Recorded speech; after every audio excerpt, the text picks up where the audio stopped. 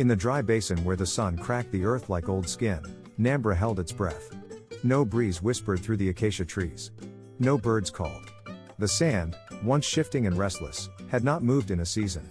The villagers whispered of quiet omens. They said the dunes had swallowed too many names. And now, the silence beneath was beginning to stir again.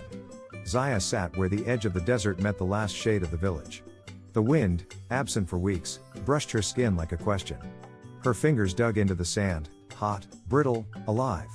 She had never known her mother, nor the stories of the old songs, only the hush that replaced them. But that day, the air changed.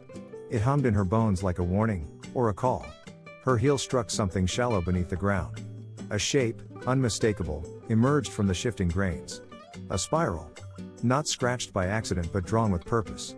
Zaya crouched, brushing sand aside with shaking hands. Beneath it, a piece of carved stone, cool despite the sun. And as her skin touched it, the air dropped. Somewhere far below, something breathed. By dusk, a strange hush fell over Nambora.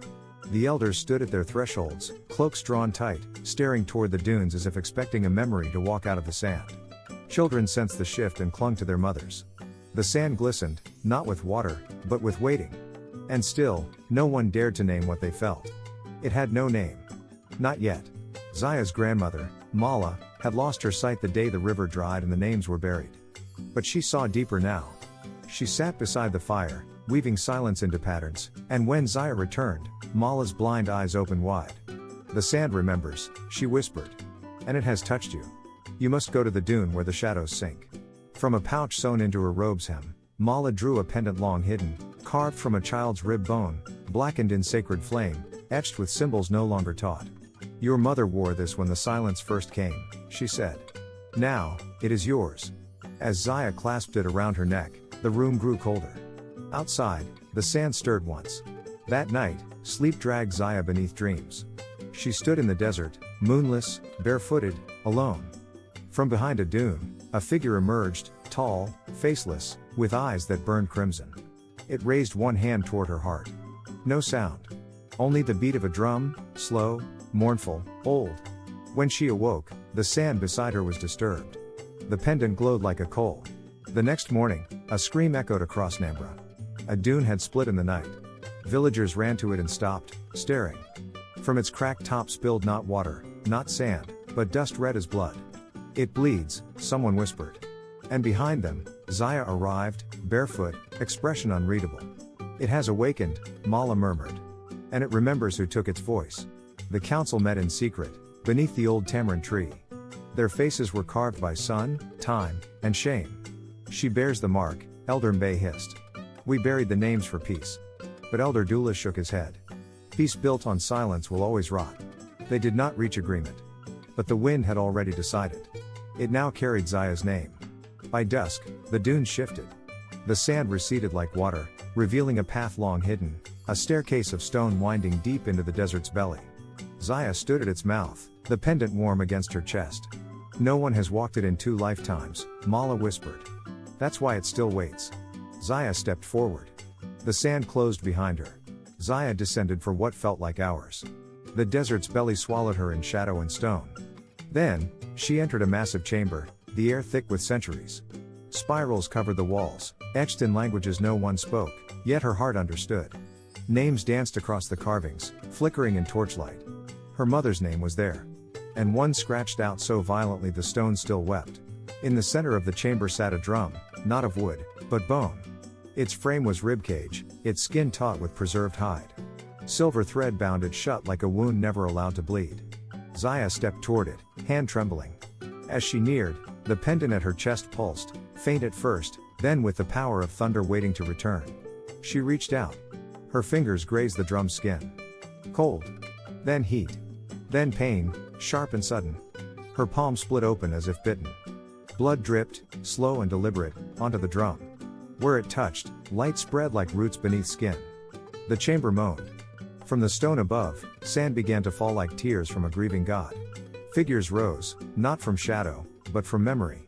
Hollow-eyed, cracked like forgotten statues, wrapped in burial cloth and forgotten prayers. They said no words, but their presence screamed. Zaya fell to her knees. The drum had called them, and they had come, not for revenge, but to be named. To be known. To no longer be buried in silence. Her body slumped beside the drum, eyes wide open but blind. Her spirit rose, light, translucent, tethered to the living and the lost. Threads of golden light shot from her chest to each figure, each name, each silence. She did not float. She was pulled into stories untold. Betrayals. Love forbidden. Lives erased. Zaya saw them all. And she wept, not for fear, but for truth too long unspoken. In Nambora, the ground shook. Sand rose in a cyclone of gold and rage. People gathered, faces hidden in cloth, eyes wide with terror. She's done it, someone whispered. She's touched the buried truth. But no one ran. They stood, knowing what had slept would no longer sleep. They had buried the stories, but stories do not die. They wait. She climbed from the sand like something born. Her skin was dusted in ash, her dress tattered. But her eyes glowed, not with magic, but with memory. The bone drum was strapped to her back. The spirits followed her, invisible to most, but their presence made the air shimmer. She was no longer a girl. She was now a keeper. The council gathered.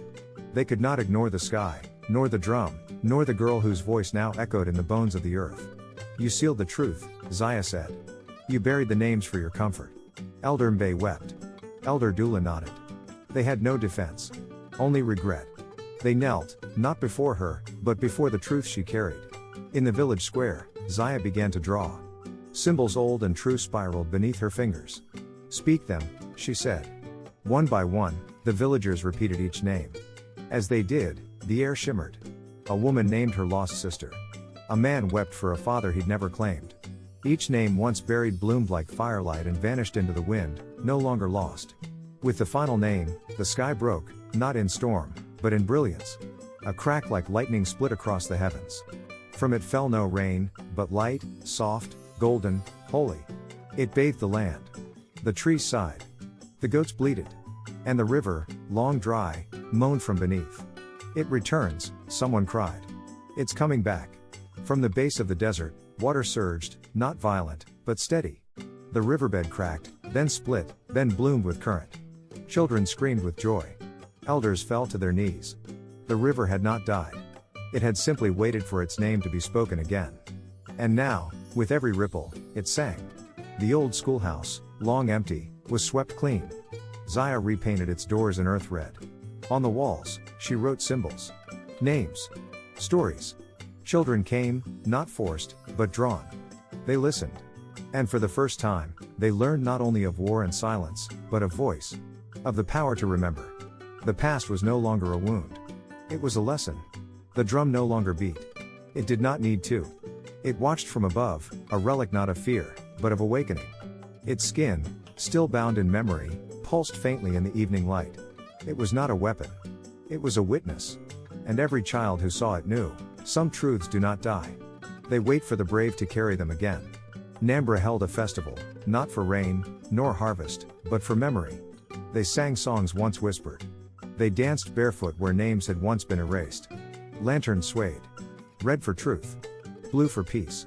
Gold for return. And beneath it all, Zaya smiled. She was no longer the girl the village feared. She was the voice they had long forgotten to hear. Years later, Zaya stood once more where the desert met the sky.